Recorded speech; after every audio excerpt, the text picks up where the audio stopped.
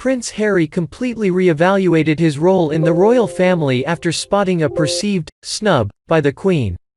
A new biography about Prince Harry and Meghan Markle, Finding Freedom, claims the pair felt sidelined and their charity work was getting less attention than that of Prince William and Kate Middleton.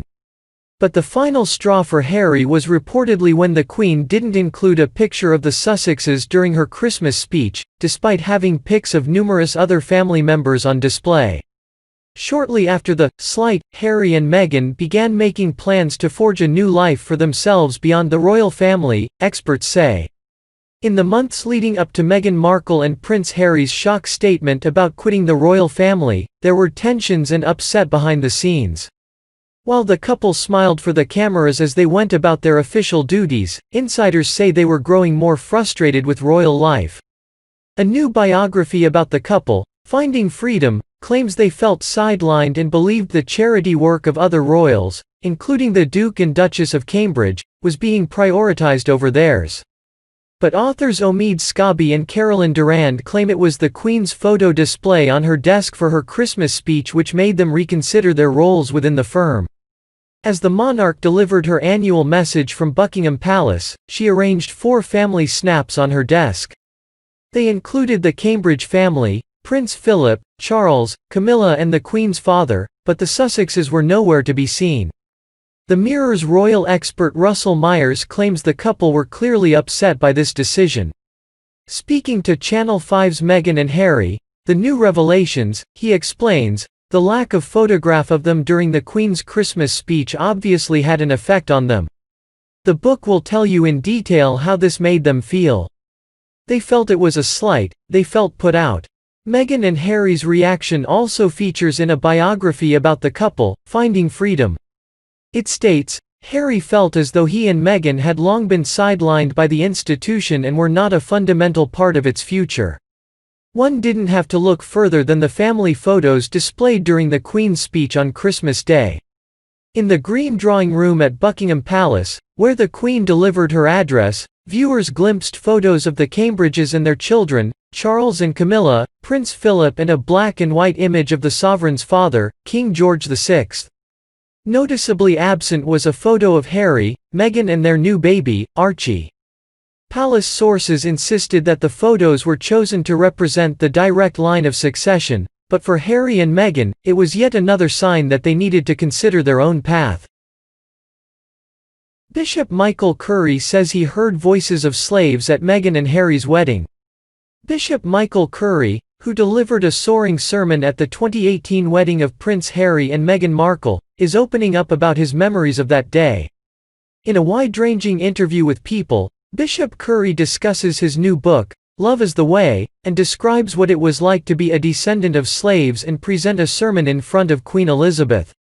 After I preached the sermon, I just remember it was like I could feel slaves around the place, Bishop Curry, 67, says.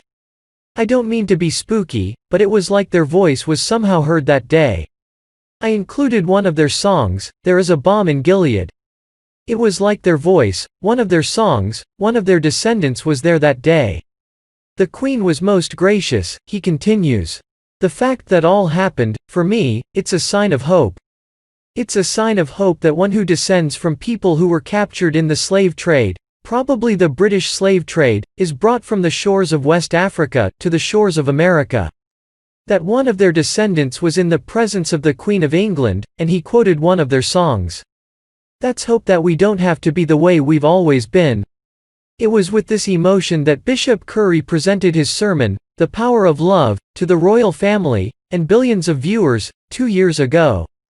Many of the same themes appear in the bishop's book, which is a candid look at his personal hardships. He was a young boy when his mother went into a year-long coma before her death, and a guide to help readers overcome challenges from poverty to racism.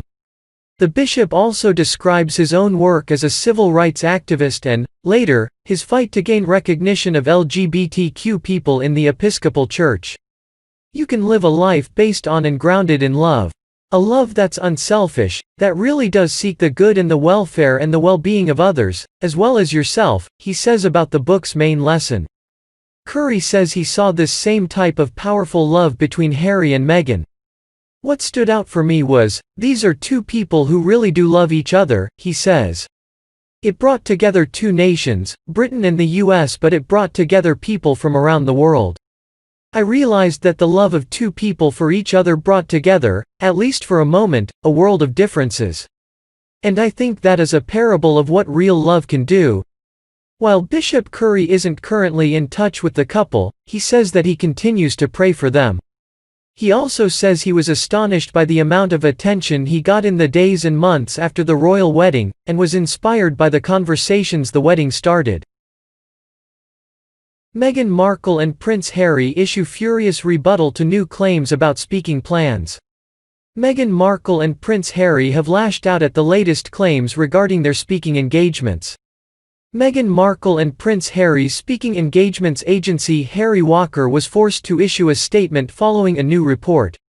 The story appeared to indicate that Meghan and Harry were getting a special deal while working with the agency for their engagements. However, the agency furiously clarified that the Sussexes were getting a very similar deal to all of their other clients. They added it was not newsworthy that the Duke and Duchess have a straightforward process that ensures they are privy to specific information before agreeing to speak at an event, such as who is the audience and what they would receive for their participation. Royally obsessed hosts Roberta Fiorito and Rachel Bowie discussed this development in their latest podcast. Ms. Bowie said, "The other kind of big news for Meghan Markle and Prince Harry that isn't actually news is something I liked. Meghan and Harry's speaking engagement requirements were revealed in a big scoop. However, the royal commentator highlighted why there was a backlash to the story. She said, but it isn't actually a scoop because in a nutshell it basically said that Harry and Meghan's virtual even request form outlined some pretty standard requirements. Things like who will be in the audience, moderator approval, what the event organizer is receiving in return for their sponsorship participation in the event. We were never approached for comment, which is also customary. Had we been, we would have said the Duke and Duchess of Sussex have a standard working outline similar to what we have been during our nearly 75 years of business. I had to read this final line, this story is all foam no beer. The royal commentators joked they would now start to use this phrase. They added that the agency was right to comment back against these claims. Meghan Markle rejects claim she helped with bombshell book, could give evidence in court. Meghan Markle has rejected claims she collaborated with the authors of the bombshell royal biography Finding Freedom. Meghan Markle is suing Associated Newspapers Limited, ANL, the publisher of the Mail on Sunday and Mail Online, for breach of privacy and copyright over its publication of several letters she sent to her father, Thomas Markle. In court yesterday, it emerged ANL accused the Duchess of Sussex of extensively cooperating with the authors of Finding Freedom, something Meghan's lawyers strongly deny. During a hearing at the High Court on Monday, the publisher claimed Meghan helped the writers acquire a great deal of detailed information after her private life with husband Prince Harry. ANL lawyers argued Finding Freedom, which was released last month and gives shocking detail about the Sussexes' private lives, gives every appearance of having been written with their extensive cooperation.